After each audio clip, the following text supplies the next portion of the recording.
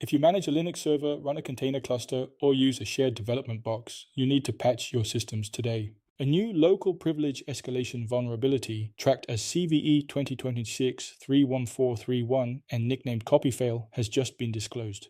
It affects virtually every major Linux distribution released since 2017. What makes this particular bug concerning is not just its scope, but how reliably it can be exploited. Unlike previous kernel vulnerabilities, such as dirty cow or dirty pipe, copyfail does not require an attacker to win a complex race condition. It is deterministic. A 732-byte Python script using only the standard library can grant root access to any unprivileged user on a vulnerable system. It does this without dropping new binaries to the disk, which means it leaves almost no forensic trace and bypasses many file monitoring tools. The vulnerability was discovered by security researchers at Theory using an AI security scanner called CentOS. They found it hiding in the kernel's cryptographic subsystem, specifically within the authn template. The bug allows an attacker to write 4 controlled bytes directly into the page cache of any readable file.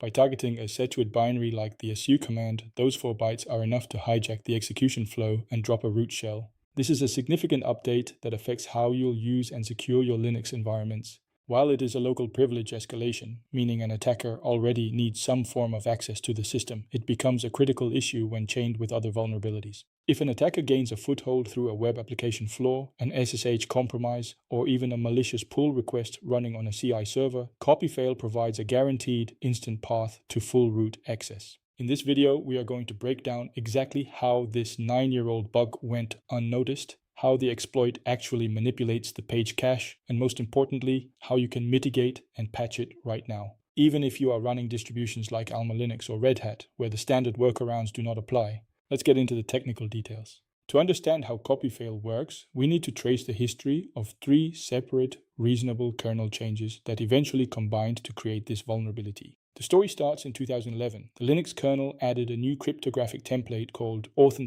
to support IPsec ESP 64-bit extended sequence numbers. This code was designed to rearrange bytes within a scatter list, and it used the caller's destination buffer as scratch space. At the time, this was completely harmless because the associated data lived in a separate, isolated scatter list, and the only caller was the internal networking layer. No one else could observe these intermediate scratch writes. 4 years later, in 2015, the AFO-ALG socket interface gained support for authenticated encryption with associated data, or AEAD. This allowed user space applications to interact directly with the kernel's cryptographic routines. Around the same time, the authn template was converted to the new AEAD interface. This conversion introduced an offset that caused the template to write 4 bytes past the end of the output boundary. However, it still wasn't exploitable. The AF-ALG interface operated out of place, meaning the source and destination scatter lists were kept entirely separate.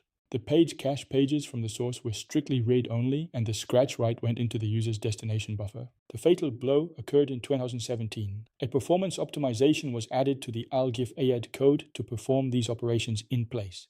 The kernel began copying associated data and ciphertext from the transmit scatter list into the receive buffer, but it chained the tag pages by reference using the sgchain function. The crucial mistake was setting the source scatter list equal to the destination scatter list. Suddenly, the page cache pages from the splice path were placed directly into the writable destination scatter list. Because of this optimization, the authn template's harmless scratch write was now crossing into the chained page cache pages. It was writing 4 bytes of controlled data past the AEAD tag, straight into the kernel's cached copy of whatever file was being processed. Each change made perfect sense in isolation. The original developers had no way of knowing their scratch space would eventually be backed by writable page cache pages. This perfect storm of code evolution is why copyfail remained silently exploitable for nearly a decade. Now that we understand the kernel history, let's look at what the exploit actually does on a vulnerable system. The first step is socket setup. The script opens an AF-ALG socket and binds it to the authn cryptographic algorithm.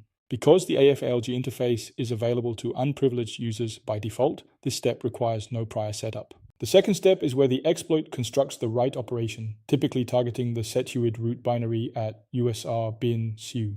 The sendDMSG call provides the associated data, and crucially, bytes 4 through 7 of this data carry the exact 4 bytes the attacker wants to write. The splice call provides the target file's page cache pages as the ciphertext and tag, ensuring the 4-byte overwrite falls precisely on the target offset. The third step triggers the write. A receive call initiates the decrypt operation. Inside the kernel, it reads the sequence number and writes them past the expected boundary where the scatterwalk function crosses into the chained page cache page. Those 4 bytes are written directly to the kernel's cached copy of /usr/bin/su. Because the ciphertext was fabricated, the HMAC computation fails, but it doesn't matter. The kernel never restores the original bytes. The page cache is corrupted. The final step is execution. After all the chunks of shellcode are written, the script simply executes the corrupted SU binary. Because it is a setuid program, the kernel runs it with root privileges, dropping a root shell for the attacker. This entire process happens entirely in memory. The actual SU binary on the disk is completely untouched. When the system reboots or when the page cache is flushed, the binary reverts to its original safe state. This makes copy fail incredibly difficult to detect using standard file integrity monitoring tools. Let's move to the next step. So, how do you protect your systems from copy fail? The good news is that patches are already available for most major Linux distributions. The exploit relies on the AF-ALG interface enabled by default on Ubuntu 24.04, Amazon Linux 2023, RHEL 10.1, SUSE 16, and confirmed on Rocky Linux 9.7. If you manage multi-tenant Linux hosts like shared development boxes, jump hosts, or build servers, patching should be your highest priority. The same urgency applies to Kubernetes. Because the page cache is shared, a single compromised pod can break out and compromise the entire node. CI runners and build farms are also critical targets. Any malicious pull request executed on a shared kernel can become root on the runner. While the risk is slightly lower for workstations, any local code execution from a compromised service or stolen SSH credential instantly becomes root. To mitigate before patching, the most common recommendation is to disable the algif-id module using a modprobe configuration. You can install the module to bin false and remove it with RMM mode. This works on Debian, Ubuntu, and SUSE. However, there is a critical exception for Red Hat Enterprise Linux and its derivatives like AlmaLinux and CentOS Stream. On these systems, the module is built directly into the kernel. The modprobe workaround will fail silently, leaving you with a false sense of security. For RHEL families, you must use grubby to blacklist the initialization call and then reboot the system. Disabling this module is generally safe. It will not break dmcrypt, LUKS, IPsec, SSH, or default OpenSSL builds. The permanent fix is to update your kernel to include mainline commit A664BF3D603D, which reverts the 2017 optimization. Secure your systems today. In the final chapter, we'll summarize the key takeaways and future outlook. Before we wrap up, there is one more fascinating detail about copy fail that we need to discuss: how it was discovered.